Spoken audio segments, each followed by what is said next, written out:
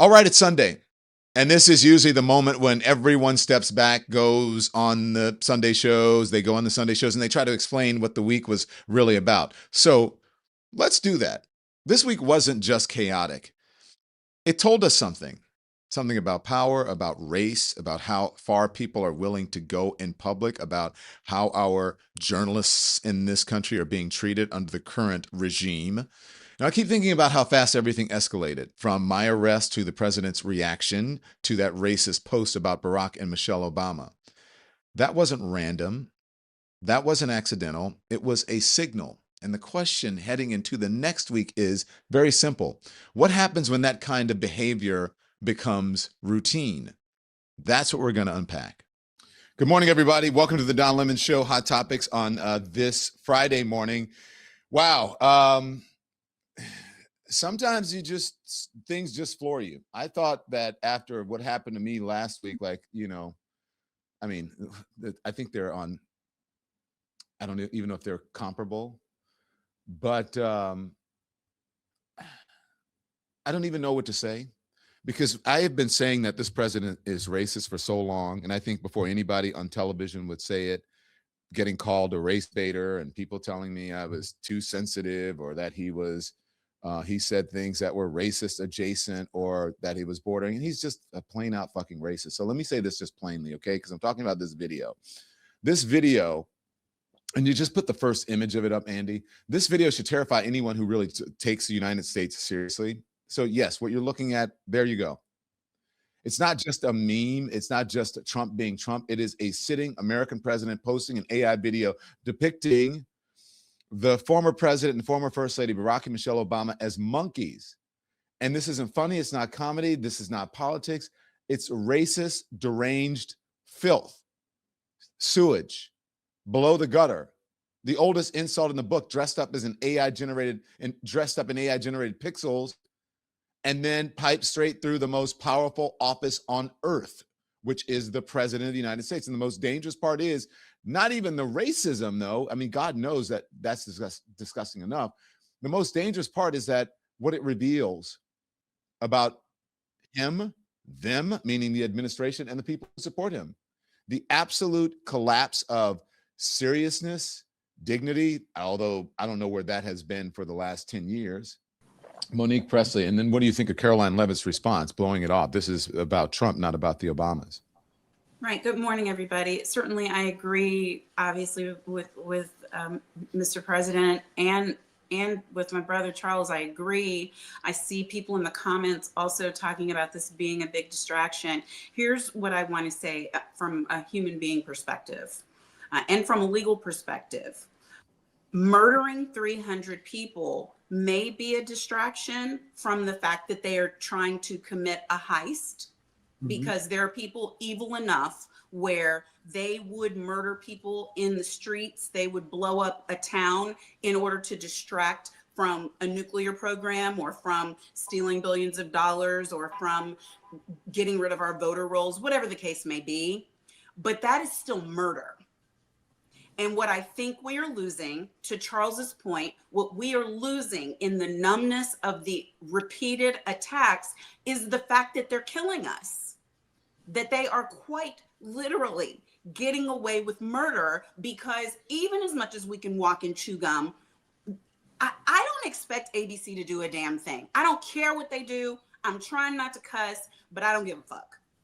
What I care about is what we do. Because I'm not going to leave this alone. I am not. It's not going to just be this show. And I am going to place a demand on leaders that they repudiate these comments, that they demand the White House to do the same, that they worry about this president's stability, that they worry about his competence, and his entire cabinet, if they are willing to uphold somebody doing this. It is an abomination and a distraction. It is horrendous, and it's a red herring. It's a shiny, flashy thing, and it's rape. I don't know what terms could I use for people to understand that they are raping humanity, that they are killing consciousness, they are slaughtering civility. and it is Hmm. costing us our souls. That's the Hmm. cost. So I need every pastor from every pulpit. I need every leader. I need every member of Congress. I need every person running for office. If they don't say anything about this, they can forget about me. I heard that. And I want to know what, what is his name? Byron Donalds of the world, or all of the other, black suck ups or black Trump supporters, what they think about this. Comedian and thought leader D.L. Hughley is here as well. We want to bring him in, but first I want to hear from, good morning, D.L. I want to hear from Tim Wise. Hey, good. Thank you. I stand by, D.L. I want to hear from Tim Wise here. That this is actually what you teach, Tim Wise, every single day. Yeah. What do you think? Well, first, I hope Derek is correct that Trump is running out of white people. But I got to tell you, I've been white a long ass time, and racists seem to never run out of white folks. So we'll see. Stay tuned, right? I think you mentioned Caroline Levitt. She hasn't been brought into the conversation yet. This is a woman who wears a big Jesus cross around her neck every time she gets up and bears false witness. So I suppose there are parts of the Bible she chooses to pay attention to, other parts she does not. What I think is important about this particular meme or this particular video, though, and it's worth commenting on, is it a distraction? Of course, potentially so. Is it obviously racist? Well, of course it is. But I think it's not just the fact that it's a trolling racist depiction of the Obamas. You can see that on any, sort of MAGA identified X account any day of the week. What I think people need to understand and appreciate is that this dehumanization of Black people, and particularly the use of simian imagery, the use of ape-like imagery, is an old trope. It is done deliberately to lower the threshold of acceptable violence against Black people. It is done to demean so that harm can be done. It is not some playful thing. I'm sure there are trolls on X that put stuff like that up just to like trigger the libs or whatever they would say. But when you do this over and over, just like when the Labor Department puts out obviously white supremacist memes talking about we will have our homeland back or whatever, that is done to desensitize us to the overtly white supremacist and racist messaging, and not only messaging, but policy of this administration. And then finally, the greatest irony of this whole thing is that the only one acting like an ape in this scenario is Donald Trump, because apes throw shit on the walls. And that's what his X feed or his true social feed is. He's just throwing shit on the walls like either like an ape or maybe like a 4-year-old child. And we're not apparently outraged enough about the fact that it's not only white supremacist, it's not only racist, it's childlike behavior on the part of the most powerful man on the planet, arguably. And speaking of that, that's what his supporters did on January 6th in the Capitol, is spread poop on the wall like apes. Bakari Sellers is here as well. Bakari Sellers is an attorney, a 2-time New York Times bestseller, and a friend. Thank you for joining us, Bakari. Appreciate it. We'll get to you in a second. Can you hear us, Bakari? Are you good? Yeah, no, I'm just trying to figure out why I'm on a panel with all these brilliant folk. Jesus Christ. Let's hear from DL, and then we'll hear from you, Bakari. Maybe DL can explain it. But DL, thank you so much, brother, for joining. Man. When you saw this, I know that you're traveling this morning. You just flew in and you just landed. Did you get your bearings? And what do you think of this? I think that presidents behaving in such a manner is not new; it's retro.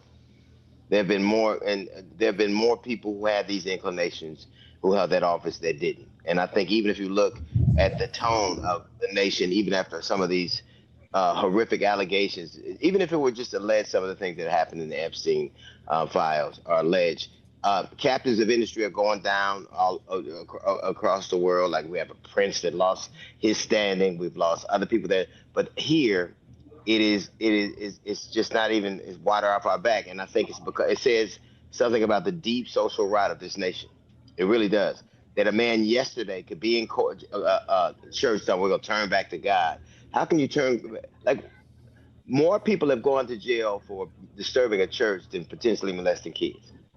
And it says a lot that we take it with the great, like Donald Trump. No, there's nowhere in America, no job in this country where you can circulate that meme and keep that job except the president of the United States of America. So how is it the man with the highest station in the land is held to the lowest standard?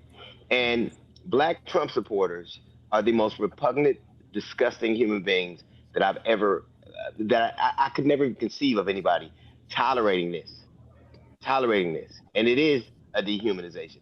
And if he thinks that some of the most esteemed people that have ever lived in our country are apes, what does he think of Nicki Minaj? What does he think of Jason Whitlock? What did he think of that ilk?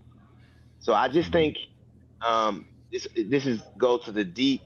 This nation has always been in conflict. You could write a great document. We're all created equal, and still have slaves. It's just we've always been a conundrum, but now there's really just no hiding it. And the world sees this.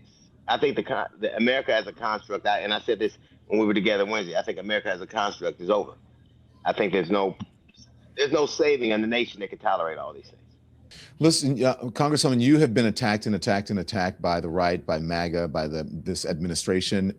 You haven't been arrested, but you know how it feels to have those folks coming after you or looking over your shoulder constantly, and how they make up things that are not true, and their folks end up just believing it. Like, people believe everything that's in that indictment as if it is fact.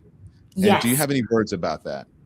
Yes. So, I mean, this is their playbook, right? Which is they, in the immediate aftermath of an event, I mean, we saw this with Alex Preddy as well, which is what Kristi Noem went into, which is the moment that the government overreaches, they then immediately try to slander the individual and flood the zone. That's their strategy and the words that they use to flood the zone with as much slander, libelous statements as possible to try to get the public to believe it. And we can't underestimate the power of the platforms that they use. And so they try to use that. They use these indictments to do that. They did the same thing with Tish James, with Jim Comey, with the chairman of the Fed as well, which is just to make these accusations to try to make people believe that there's a there or a justification there. And I want to talk a little bit too about the fact that their arrest of you was highly calculated and highly intentional, as well, of course, as the arrest of Georgia Fort, who is not just a journalist who was present, but she is the president of a media and a journalistic association in Minnesota. She's also the head of Black Press. And so what they are doing in going after you and in going after her is that, they didn't go after you in the heat of the moment. They waited. And they do this because they want to set and make an example of you. And the reason why I actually think that's so important is because in that is actually an admission of their own weakness, because they know that they can't go after all of us. They know that they can't go after everyone with a cell phone. They know that they can't go after every single journalist who's trying to cover these stories. And so what they want to do is that they want to make an example out of one person that's highly visible or has a position of leadership like you or like Georgia Fort, in order to get people who are trying to do similar things to self-censor, to self-silence, to be afraid that, well, if it happened to him, then it could happen to me, so I'm not going to do it. Because they know that we outnumber them and they know that they can't go after all of us. So I think I just want to say how important it is, the example that you're setting by not backing down, that, you got out and the first thing you did was to start the show right back up again, because what they want you to do is that they want you to take a step back. They want you to be intimidated. And they did something very similar to me at the beginning of last year. I started organizing Know Your Rights seminars for people. And Tom Homan at the DOJ, or Tom Homan, who's now they're bringing into Minneapolis. Well, I'm always happy to hear from people like Bakari, because I need hopeful people around me, because it's just not how I see the world. I mean, I'm reading too much American history, and when white people feel threatened and feel outnumbered, or feel like that is a destined part of what is about to happen, in the late 1800s, the phrase was Black domination, because there were some southern states that had majority Black populations, and people were, irate. They just said, I cannot live in a government that is run by Black people. We have to figure something out. And I believe that Barack Obama sparked that fear again, that there was a coming moment. Majority of white people had voted for someone else and they had lost. And the idea that minorities would now be picking the president, or a coalition of people, racial coalition of people would be picking the president, and the majority of white people would not get their say, shocked everyone. And I think that people have not gotten over that. We're still in the middle of that backlash. Agreed. I believe that when the majority of the people who were marching for Black Lives Matter in the summer of 2020 were not Black, but were young white kids, they said, what has happened to us? What are they teaching in these schools? The indoctrination that's happening, we have to stop. And we're still in the middle of that backlash. We're still in the middle of the backlash against the what is happening in the global South, people moving north. Some of it's running away from instability, but some of that instability is caused by climate change. That's still happening. Until we get out of that, I don't think it's just a mood change. I don't think it's just somebody says, oh, this is a little bit more than what I asked for. When Black people were being killed in massacre after massacre, particularly Mississippi, when they were heading into their Constitutional Convention of 1890, which was specifically called to write white supremacy into the law, and that every other Southern state followed. There were people who were like, this is morally not acceptable to me, but I still like the result. I think the idea of morally unacceptable, that's profound, happens. When they were writing the Constitutional Convention of Mississippi, they literally were saying, we need a moral way to do this. It is corrupting our youth to have them out here killing people. So I can see a moment where they say, yes, this is morally not what I want, but the result I want. And so how do we get the same result? Well, and if you think I want everybody to stand by. I want it to be a conversation like this where you all jump in. I just want to put something up, and then everybody, you're free to jump in and talk or whatever. But I just want to put this up because of what Bakari said about, and Monique saying, I want people to speak out. This is Tim Scott. Tim Scott, I just love you, right? To Donald Trump, praying it was fake because it's the most racist thing I've seen out of the White House. The president should remove it. That's from Tim Scott. I want to jump in. I want to ignore Tim Scott because what Charles laid out, I think is more important. I grew up in Detroit, and I lived through the time where 1 million white people left the city because you had a Black mayor. When I'm saying you run out of white people, when that happens, when you're outnumbered, where you can no longer dominate control, you begin to remove all of the power outside of the system. I live in Mississippi. I know of the 1890 Constitution that Charles is talking about. Leading up to that point, there were massacres, armed resistance in the streets between Black former Union soldiers and white folks, and a deal was cut only for the Black folks to be betrayed. And the reason why is because they was running out of white people in Mississippi because Black folks was the majority, and we began to govern. We created the public education system. And what's happening in this country, the population of white people is shrinking. You begin to create these subhuman images to justify really bad stuff. 3 key junctures that I'm looking at here. There's a lot of junctures, right? He needed to change tax policy, so he put up all kind of distraction. He passed the tax bill that shifted everything. Secondly, he needed to distract from the Epstein files. We went through all of this stuff, Minneapolis, Los Angeles, DC, National Guards, and now the Epstein files are released. His next thing that I see is November election. And he is concerned that they will lose the November elections. So he's going to continue this type of approach. We will probably see ICE agents stepping up in the 15 states that he cannot win, where a lot of the votes come from. We will begin to see all type of distractions. Good meaning white people will begin to turn a blind eye. I'm waiting to see what corporations are going to say something about this post, what individuals are going to speak out outside of our community and our allies, because we see it for what it is. He's running out of white people, and therefore he's going to go to more and more extremes to desensitize in order to justify some bad behavior. I'll stop there. Like, how many people talk to Trump voters? Yeah, I do. Regularly. I do. I live beside him. I talk to Black people. generically what you're saying, DL, but I'm a Texas girl, and not just with Texas roots, like still family there. And I talk to people regularly who belong to my family church. I talk to people regularly with whom I share common business interests. And some of the things that you are saying are accurate of them. Other things are just aligned with what they think is a business interest, where they can afford to put the fact that we are dying off to the side.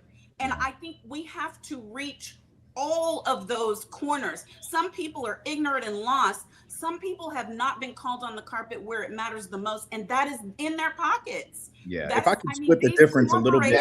Yeah, those two different lanes. If I could split the difference a little bit between what Monique is saying and what DL was saying, I think there's a difference between the early adopter of Donald Trump and some of the late adopters. Now, DL is absolutely correct about the psychological wage of whiteness. W.E.B. Du Bois told us about that a long time ago, that there was a desire on the part of struggling white people to hold on to skin as currency when there was no real currency. And that has always been a problem. It is going to continue to be a problem. Anybody who thinks that we're going to get 50% plus one of white folks to turn against white supremacy is a fool, just like I don't think we're ever going to get 50% plus one of men to turn against misogyny either. But we don't necessarily need 50% plus one. The question is, can we get enough, right? And I would suggest the difference between the 3-time Trump voter, who I agree, I think they're gone. If they're going to have a come to Jesus moment, I am not Jesus. I cannot give it to them. They will have to have something in their life happen. However, some of the late adopting fools are the ones who I believe,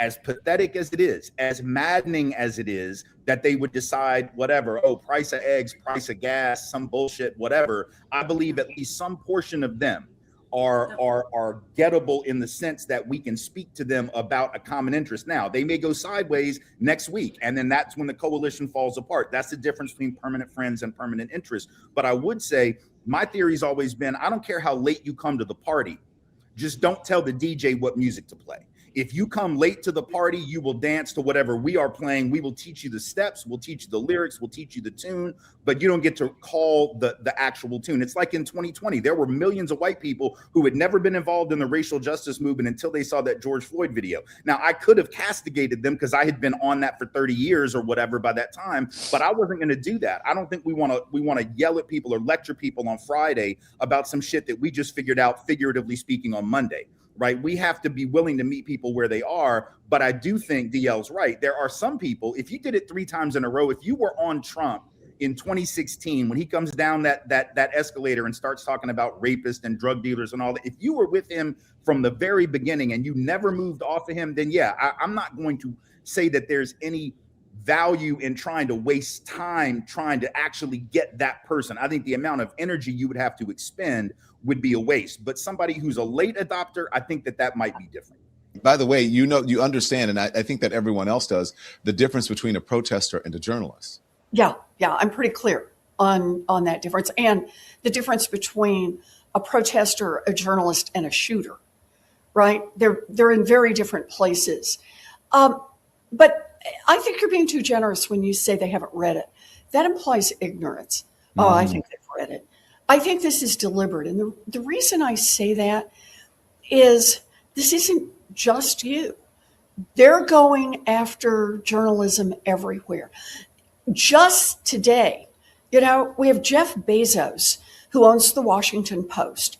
And so, the movie has just come out. He spent $75 million on a movie about Melania. What's that all about?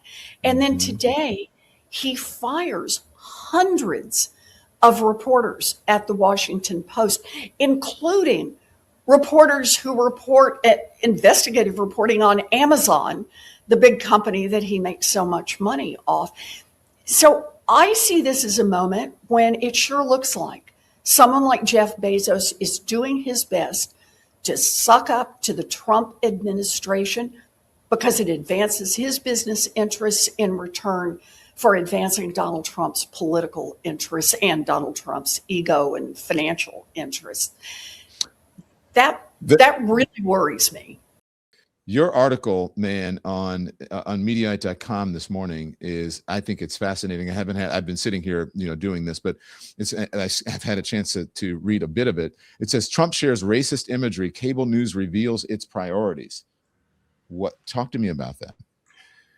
Well, he posted this thing at about 11:45 last night, and I was immediately sort of curious, like, well, shocked, outraged, with what Jim was saying. There's such a fire hose of conflict and scandal and crazy that comes from Trump. It's easy to predict some sort of like kind of cable news shrugs and like, how do we cover this? And of course, the way to cover this is to call it out for what it is. And I was delighted to see that Joe Scarborough sort of kind of led the show by going off on it. CNN has since really ratcheted it up. Like Wolf Blitzer has said on air that this is disgusting. I'm not going to share it. And yet, of course, the 800-pound gorilla, the network that is most in line with the Trump administration, gets by far the most ratings and is making money hand over fist, has entirely ignored this. And that's Fox News, of course. And, we talk a lot about the sort of fire hose of crazy and how it numbs us. This is so beyond the pale that it needs to be front and center. And I've reached out to Fox News to ask like why they're not covering this. Of course, they've not yet replied. I don't expect them to cover this because their abiding principle is not to really cover the news fairly or even to be a news network. As the CNN CEO, Mark Thompson, said to me, Fox is really a partisan affinity network. And so they are dedicated to giving their viewers what they want, which is the opposite of what a responsible journalistic outlet should be. This is so unsettling and crazy and mainstreaming, sort of abjectly racist tropes. I don't need to explain to you all why it's so terrible. But the way that it's covered and the way that we react from it says so much more about who we are.